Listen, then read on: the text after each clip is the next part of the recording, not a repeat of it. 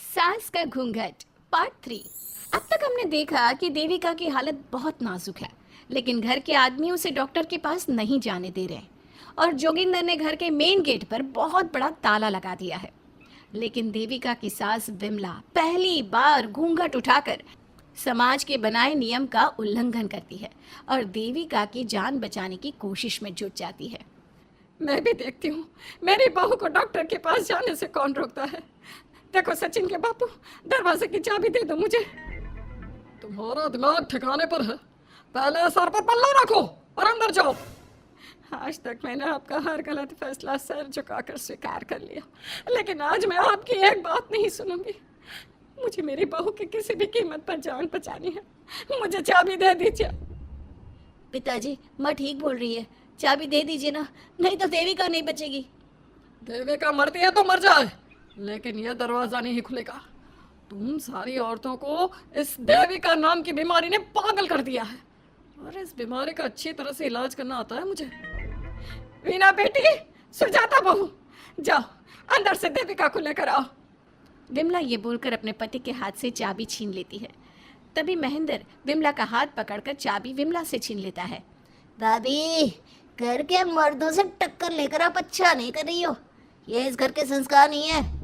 महेंद्र की बात सुनकर कम्मू अपने पति के हाथ से चाबी छीनकर कहती है, इस घर के संस्कार क्या है हम अच्छी तरह से जान गए हैं। आज इस घर का दरवाजा खुलकर रहेगा और देविका डॉक्टर के पास जाकर रहेगी। भाभी, ये लो दरवाजा खोलो। विमला ताला खोल देती है। तभी वीना और सुजाता देविका को लेकर आ जाती हैं। घर की सारी औरतें देविका को लेकर घर से जा रही होती है कि तभी सुजाता का पति मोहन उससे कहता है, सुजाता, तुम देविका को लेकर इस घर से निकल तो रही हो, लेकिन याद रखना, अगर तुमने एक कदम भी बाहर निकाला तो वापस इस घर में मत आना। मैं देविका के साथ अस्पताल भी जाऊंगी और वापस इस घर में भी आऊंगी। देखती हूँ कौन रोकता है मुझे। देखता हूँ कैसे इस घर के अंदर कदम रखती हो और कौन तुम्हारी मदद करता है। कानून मेरी मदद करेगा और कारट के दरवाजे हर नागरिक के लिए खुले हैं। मोहन को अपनी पत्नी से इस तरह बात करता देख कल्याण वीना से कहता है, वीना, तुमने देविका का साथ देकर अच्छा नहीं किया। अगर तुम अभी भी इसके साथ गई तो अपना और मेरा रिश्ता खत्म समझना। मुझे कोई फर्क नहीं पड़ता। तुमने आज तक किया ही क्या है मेरे लिए। तुम खुद घर जमाए बनकर मेरे घर में रह रहे हो। कभी 100 रुपए की साड़ी दिलाई है मुझे? मेरे आने से पहले मेरा घर छोड़कर निकल जाना, समझे? ये बोलकर वीना और घर की सभी औरतें देविका को अपने साथ अस्पताल ले जाती है। वहां जाने के बाद डॉक्टर जल्दी से देविका का चेकअप करता है। चेकअप करने के बाद वो गुस्से से कहता है, ये क्या किया है तुमने? क्या हुआ डॉक्टर साहब? आपकी बहू की इतनी ज़्यादा हालत ख़राब है और उन्हें चोट भी लगी है, फिर भी आपने उन्हें हॉस्पिटल लाने में इतना लेट कर दिया। आपको 3 दिन पहले ही इन्हें हॉस्पिटल में एडमिट करवाना चाहिए था। हमसे गलती हो गई डॉक्टर साहब, लेकिन आप जल्दी कुछ करिए। हमारी बहू और उसके बच्चे को बचा लीजिए। देखिए, अभी कुछ भी कह पाना मुश्किल है। हम माँ और बच्चे में से किसी एक को ही बचा सकते हैं। आप सोच लो किसे बचाना है। डॉक्टर साहब, अब देविका को बचाइए, उससे कुछ नहीं होना चाहिए।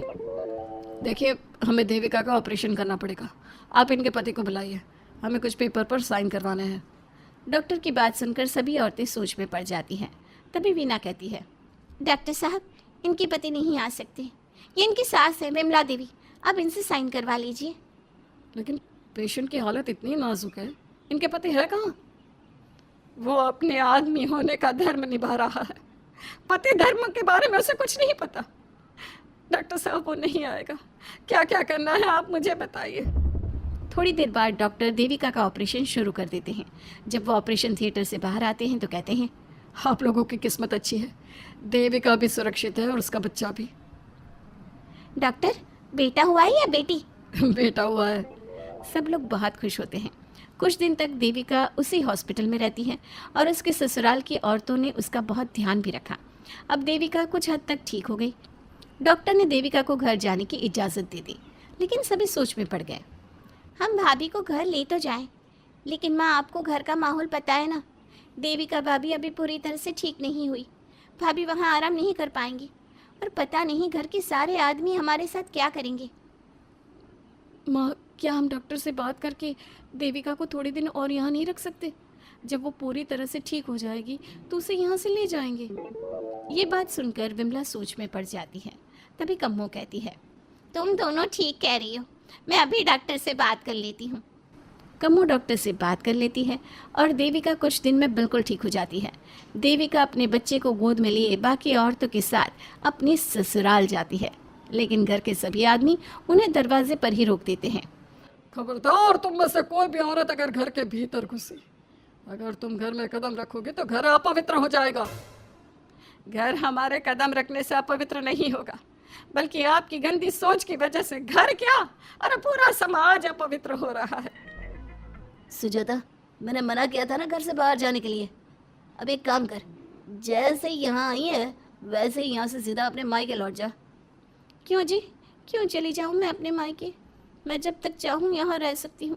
अगर आपने मुझे इस घर में आने से रोका तो मैं आपकी पुलिस में शिकायत कर दूंगी। वीना, इन सब की तरह तुम्हारा भी दिमाग खराब हो गया है। अब मैं तुम्हें बिल्कुल बर्दाश्त नहीं करूँगा। तुम्हें ऐसी सजा दूंगा कि तुम याद रखोगी। सजा बाद में देना, पहले मेरे घर से बाहर निकलो। खुद पूरी जिंदगी में एक घर नहीं खरीद पाए और मुझे सबक सिखाने की बात बोल रहे हो। देखो बिना, तुम इस घर की बेटी जरूर हो, लेकिन कल्याण इस घर में ही रहेगा। उसने बहुत कुछ किया है इस घर के लिए, लेकिन तुम अब यहाँ नहीं रह सकती। क्यों नहीं रह सकती? इस घर पर मेरा उतना ही हक है जितना सचिन का। देश के कानून ने मुझे ये हक दिया है। अगर मैं चाहूँ तो कोर्ट का सहारा लेकर इस जायदाद का आधा हिस्सा ले सकती हूँ। और हाँ कल्याण, तुमसे तलाक भी ले सकती हूँ। वीना, देविका के साथ रह रहकर तुम्हारा दिमाग भी खराब हो गया है। और कम्मू, मैंने तुमसे कितना मना किया, घर से बाहर मत जाओ, देविका की मदद मत करो, लेकिन तुमने मेरी एक नहीं सुनी। अब तुम इस घर से और मेरी जिंदगी से चली जाओ। ये कदम उठाकर तुमने बिल्कुल अच्छा नहीं किया। ये कदम तो मुझे उस समय उठाना चाहिए था जब मैं माँ बनने वाली थी। आपके झूठे अहंकार और गलत नियमों की वजह से मैंने अपने दो बच्चे खो दिए। अगर उस समय मैं दाई अम्मा से इलाज ना कराती और हॉस्पिटल चली जाती तो सचिन के बराबर मेरे भी 2 बेटे होते।